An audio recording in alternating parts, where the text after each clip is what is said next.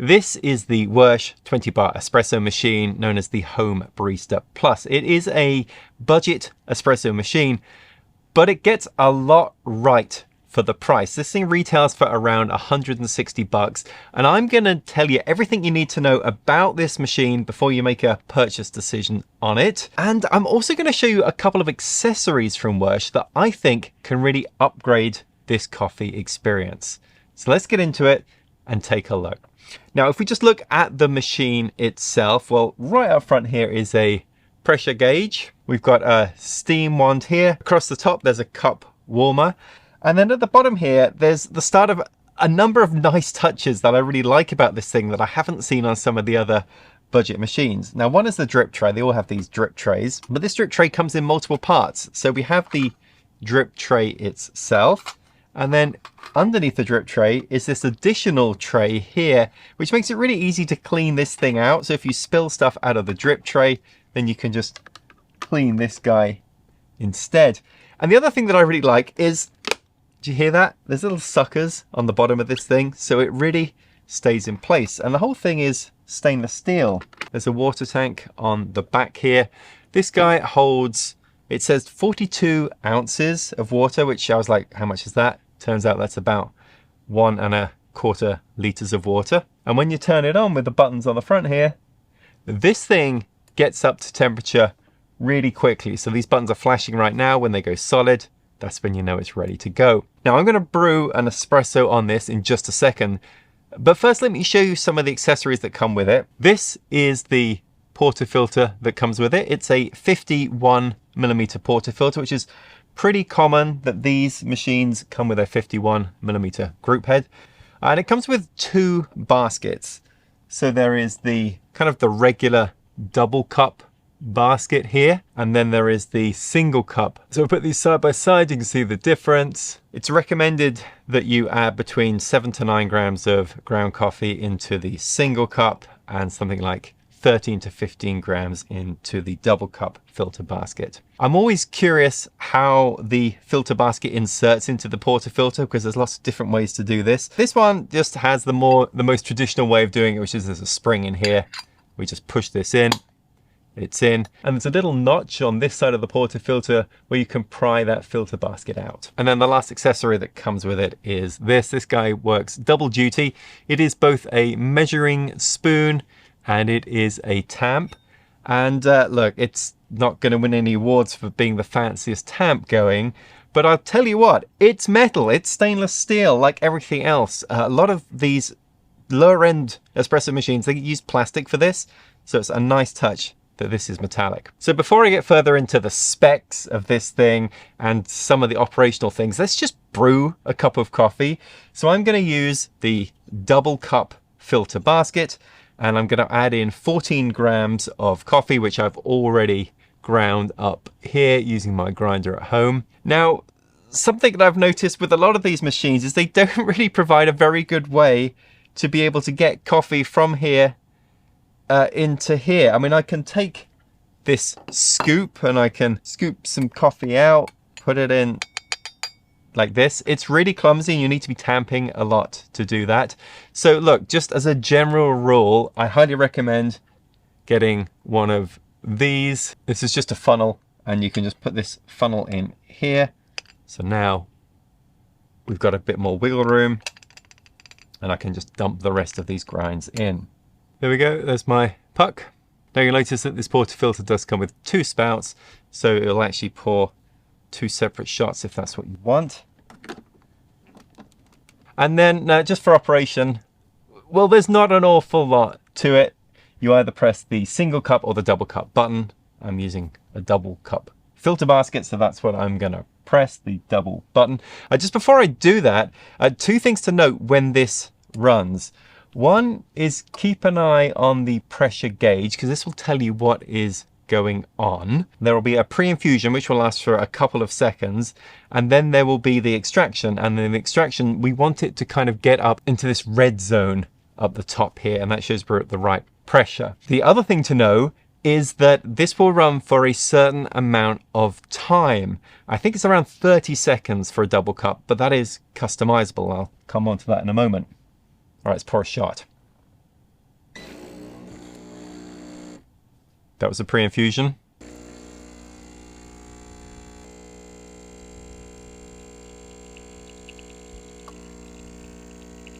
And there we go, we've got a shot.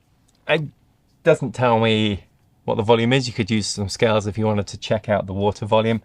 But yeah, that ran for 30 seconds. There's a reasonable amount of crema on this, as you can see there. Not bad at all. That has poured a decent shot there. Now let's talk a little bit about some of the specs of this thing. It's advertised as being a 20 bar pump, and a lot of these somewhat more economical espresso machines offer this ability to dispense shots at 20 bar. That's awfully high. It's not necessarily quite as straightforward as it sounds though.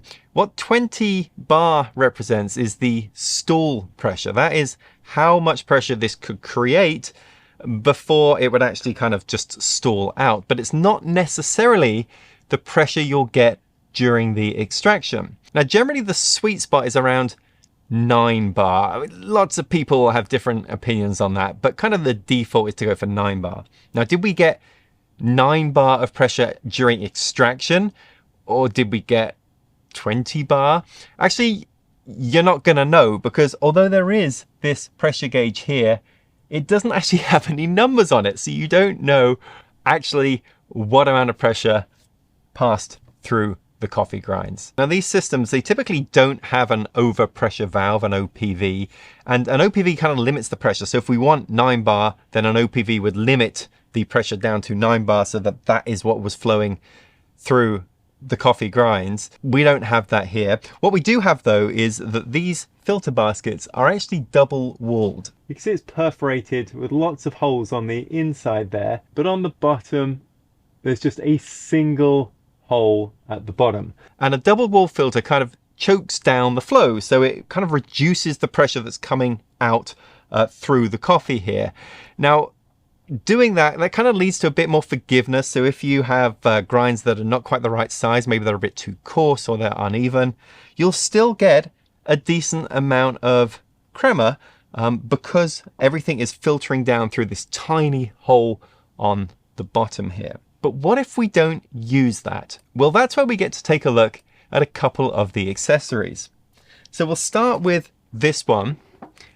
This is a bottomless portafilter, or the no bottom coffee handle, as this describes it. It's 51 millimeters. So unlike the regular portafilter that comes with it, where everything kind of funnels down this one hole, which aligns to the hole on the bottom of the basket, well, when you go with a bottomless filter, look at this. This is the bottomless filter. It just pours straight out the bottom here. Now, a couple of differences with that. One, it's kind of nice. You actually get to see the coffee as it's being extracted. You can look at its color. You can check that you're extracting, visually as you would want to. The other thing, though, is unlike this dual-walled system where you have lots of holes in the top and out the bottom, it all comes through one. With this, you have perforations on the inside still, but you also have perforations on the back. So it's not double walled, which means there's nothing to kind of slow the coffee down. So I'm really curious to see what sort of coffee I get out of this thing and if it changes the pressure that's flowing through this. One way to find out, that's to make another coffee. And while I'm making it, that's a chance to show you the second accessory that I really would recommend getting. In fact, I've been using this thing for the past couple of weeks with every machine that I use because I really like it. And it's just a distribution tool. So it's magnetic.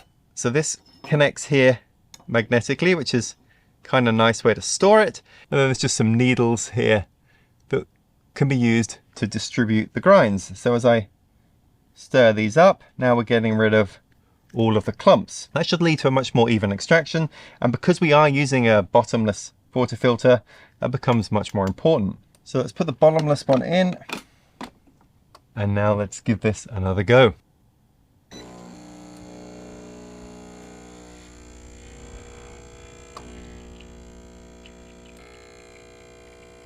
I don't have the other one side by side for comparison, but look at that. That really looks the part. The extraction amount, well, this is Very unscientific, because I took a sip out of this one already, but it looks like it extracted about the same amount. I really should have weighed these out. Let's try the taste.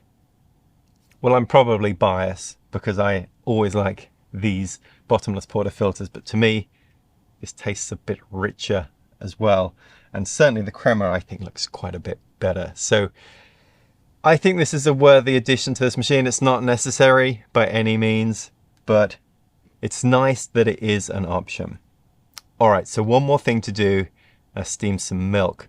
Now the milk steaming capabilities, well, this is a single boiler system, which means that we need to heat the water up more than it is right now, because brewing temperature is cooler than steaming temperature. So to do that, we need to press this button here.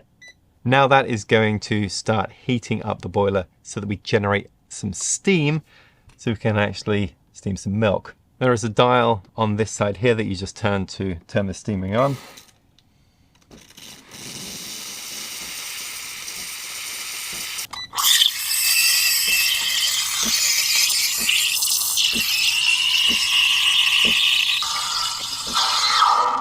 I didn't get a whole lot of foam there, but I did heat the milk up pretty nicely. So a couple of other things to note just about this system.